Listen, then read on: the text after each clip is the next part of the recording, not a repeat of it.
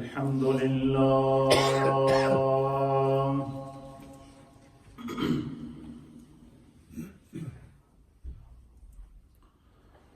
الحمد لله نحمده ونستعينه ونستغفره ونؤمن به ونتوكل عليه ونعوذ بالله من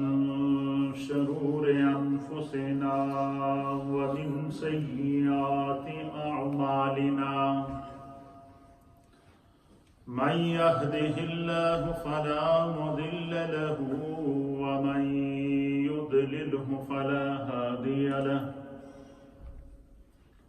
ونشهد أن لا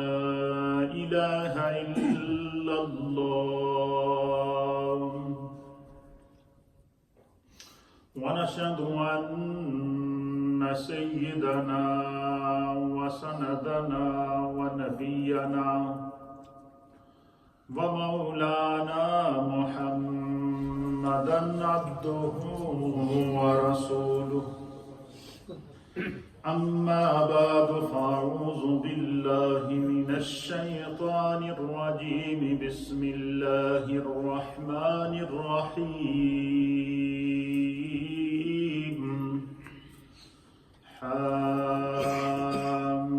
حاميم والكتاب المبين إنا أنزلناه في ليلة مباركة إنا كنا منذرين فيها يفرق كل أمر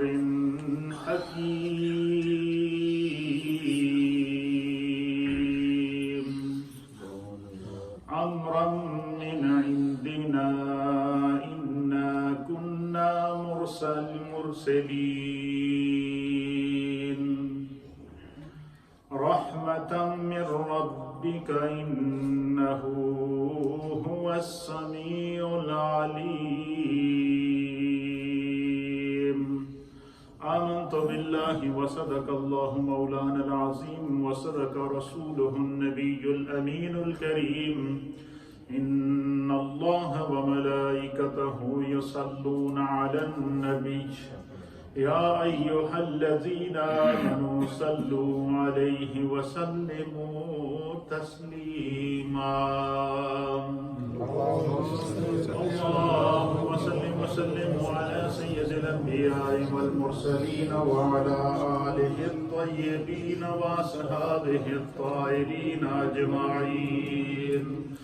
الصلاة والسلام عليك يا سيدي يا رسول الله وعلى آلك وأصحابك يا سيدي يا حبيب الله الصلاة والسلام عليك يا سيدي يا رسول الله وعلى آلك وأصحابك يا سيدي يا رحمة للعالمين حمد و صلاة کے بعد اللہ رب العالمین کا لاکھ لاکھ شکر اور مولا کریم کا بڑا ہی احسان ہے کہ جس رب کریم نے ہم گناہگاروں کو شکل انسانی میں پیدا فرمایا اور ہمیں طرح طرح کے انعامات اور اکرامات سے نوازا بالخصوص ہماری ہدایت اور رہنمائی کے لیے ہمیں ایسے ہادی اور رہبر عطا فرمائے کہ ان کے بتائے ہوئے احکامات پر اگر ہم عمل کریں تو ہم دنیا میں بھی کامیاب ہیں اور آخرت میں بھی کامیاب ہیں۔ حضرات محترم، شعبان المعظم کا مہینہ اپنی تمام تر برکات کے ساتھ ہمارے درمیان جلوہ گر ہے، اور آج کا دن گزار کر کل جو 20 اپریل ہے، ہفتے کا دن گزارنے کے بعد جو آنے والی شام ہے، وہ اللہ تعالیٰ کے فضل و عطا سے اور اس کے فضل و کرم سے شب برات ہے، تو ہم رحمتوں کے لمحات کی طرف بڑھ رہے ہیں، کرم کے لمحات کی طرف بڑھ رہے ہیں، عطاؤں کے لمحات کی طرف بڑھ رہے ہیں۔ آپ یوں سمجھ لیں کہ خدا کے انعام، اس کے کرم اور اس کی رحمت کی رات اور گھڑیاں جلوہ گر ہونے والی ہیں۔ اس کے لیے ضرورت اس امر کی ہے کہ ہم ذہنی طور پر، فکری طور پر، روحانی طور پر، جسمانی طور پر اپنے قلب کو، قالب کو، روح کو اور جسم کو اور اپنی فکر و خیال کو ان گھڑیوں کے لیے تیار کریں۔ اس لیے میں آج آپ کی خدمت میں اس رات کی فضیلت میں صرف اور صرف نبی پاک صلی اللہ علیہ وسلم کی وہ احادیث اور سرکار کا وہ عمل جو اللہ کے حبیب نے خود اس شب برات کو کیا تاکہ امت کو ترغیب ملے، میں ان کو باحوالہ آپ کی خدمت میں پیش کروں گا، تاکہ سنت مصطفیٰ کو ادا کرتے ہوئے جب اللہ اپنے فضل سے ہمیں وہ لمحات، وہ گھڑی، وہ رات، وہ مقدس شب عطا فرمائے تو ہم ذہنی طور پر بھی تیار ہوں، فکری طور پر بھی تیار ہوں، روحانی طور پر بھی تیار ہوں، جسمانی طور پر بھی تیار ہوں۔ ہمارا تصور، ہمارا تخیل اور ہماری فکر جو ہے وہ ہر اعتبار سے رحمت خداوندی اور انعام خداوندی کو اپنے دامن میں سمیٹنے کے لیے ہم ذہنی اور فکری طور پر تیار رہیں۔ قرآن حکیم فرقان مجید میں اللہ تعالیٰ نے اس رات کی فضیلت بیان فرمائی۔ اس رات کی جہاں اور فضیلتیں ہیں، وہاں سب سے بڑی فضیلت کیا ہے کہ اس رات کی فضیلت خود رب نے بیان فرمائی۔ اس رات کی اس سے بڑی فضیلت کیا ہوگی کہ اس رات کی فضیلت رب کے مصطفیٰ نے بیان فرمائی، رب مصطفیٰ نے بیان فرمائی، اور مصطفیٰ کریم نے اس رات کی فضیلت کو بیان فرمایا۔ اور یہ وہ مقدس رات ہے کہ جس رات کو میرے آقا نے شب بیداری کی، یہ وہ مقدس رات ہے کہ جس رات کو میرے آقا علیہ السلام نے کثرت سے استغفار کیا، یہ وہ مقدس رات ہے کہ جس رات کو میرے آقا علیہ السلام نے پوری رات قیام کیا، یہ وہ مقدس رات ہے کہ جس رات کو اللہ کے پیارے حبیب لبیب جناب سید العالمین محمد رسول اللہ صلی اللہ تعالی علیہ وآلہ وسلم نے عبادات کی، ریاضتیں کی، سجدوں میں اس رات کو گزارا، رکوع میں اس رات کو گزارا، قیام میں اس رات کو گزارا، اور ایک ایک لمحے کو اللہ کے حبیب علیہ السلام نے اس رات کو اپنے رب کی رحمت اور حصول اور دعاؤں اور مناجات کے اندر گزارا۔ اور یہ سارا کام کرنے کا مقصد کیا تھا؟ حضور کی ذات تو سید الکائنات ہے، حضور کی ذات تو امام الانبیاء ہے، حضور کی ذات تو وجہ تخلیق کائنات ہے، حضور کی ذات وہ ہے کہ جس کی مغفرت عامہ کا اعلان خود رب نے کیا ہے، حضور کی ذات تو وہ ہے کہ جب میدان محشر ہوگا اور مقام محمود لگے گا اور پورے محشر میں حضرت آدم علیہ السلام سے لے کر نبی پاک کی امت تک جتنے بھی جو اہل ایمان ہوں گے،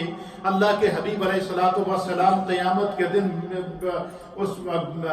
مقام محمود پر بیٹھ کر ہر ایک کی شفاعت کریں گے۔ وہ محبوب جو ہر امت کی شفاعت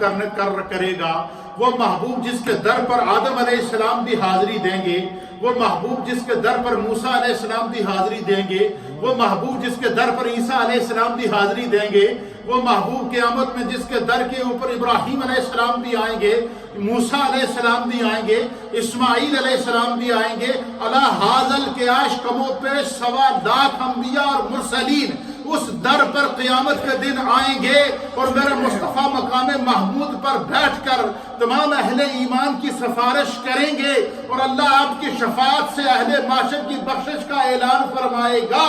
یہ سب کچھ اعلان اللہ کی طرف سے ہو چکا ہے، ان مقامات کا مصطفیٰ کے لیے تعین خدا کی طرف سے ہو چکا ہے، ان مقامات کی نشاندہی اللہ کی طرف سے مصطفیٰ کریم کے لیے ہو چکی ہے۔ اس کے باوجود میرے مصطفیٰ پوری رات جاگ رہے، اس کے باوجود میرے مصطفیٰ پوری رات استغفار کر رہے۔ اس رات کو اس کے باوجود میرے مصطفیٰ آنسو بہا بہا کر اپنی ریش مبارک کو، اپنی داڑھی مبارک کو، اپنی لہیہ مبارک کو گیلا کر دیں، اس حد تک کہ میرے مصطفیٰ کریم جو ہے وہ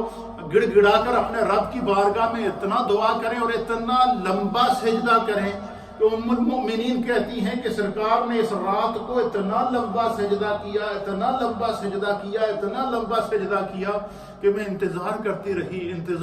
رہی، ایک تہائی رات گزر گئی، مصطفیٰ نے سجدے سے سر کو نہیں اٹھایا، آدھی رات گزر گئی، مصطفیٰ کریم نے سجدے سے سر کو نہیں اٹھایا، پانی رات گزر گئی، مصطفیٰ کریم نے سجدے سے سر کو نہیں اٹھایا، فرمایا رات کا آخری حصہ آ گیا، مصطفیٰ کریم پھر بھی سجدے میں ہیں۔ پھر فرماتی ہیں کہ مجھے یہ گمان گزرا، میرے ذہن میں یہ خیال آیا کہیں ایسا تو نہیں کہ سرکار دو عالم صلی اللہ علیہ وسلم کی سجدے کی حالت میں روح پرواز کر گئی ہے۔ آپ کہتی ہیں ام المؤمنین کہ میں آگے بڑھی اور میں نے سرکار دو عالم صلی اللہ علیہ وسلم کے پاؤں مبارک کو ہاتھ لگایا، آپ کے پاؤں مبارک کو چھوا تو سرکار نے اپنے پاؤں کی انگلی کو حرکت دی۔ کہتی ہیں کہ پھر سرکار دو عالم صلی اللہ تعالیٰ علیہ وآلہ وسلم جب عبادات سے، مناجات سے، استغفار سے، دعاؤں سے، گڑ گڑاہٹ سے، اپنے رب کی بارگاہ میں التجائیں کرنے سے اور ان دعاؤں سے جب میرے آقا علیہ الصلوۃ والسلام فارغ ہوئے تو آپ فرماتی ہیں کہ میں نے دیکھا، ام المؤمنین کہتی ہے کہ میں نے دیکھا اس منظر کو کہ سرکار دو عالم صلی اللہ علیہ وسلم کے پاؤں مبارک سوج گئے تھے، ورم آ گیا تھا پاؤں کے۔ ام المؤمنین کہتی ہیں کہ میں آئی قریب، صبح کا وقت تھا اور میں سرکار دو عالم صلی اللہ علیہ وسلم کے سارا منظر رات کو دیکھ چکی تھی، آپ کا سجدہ، آپ کی تلاوت، آپ کا قیام، آپ کا رکوع، آپ کا اپنے رب کی بارگاہ میں گڑ گڑانا، یہ سب کچھ دیکھ چکی تھی، اور آپ کے پاؤں مبارک کو جب میں نے دیکھا کہ سوجے ہوئے ہیں تو ام المؤمنین کہتی ہیں کہ میں سرکار کے قدموں میں بیٹھ گئی اور میں نے سرکار کے پاؤں دبانا شروع کر دی۔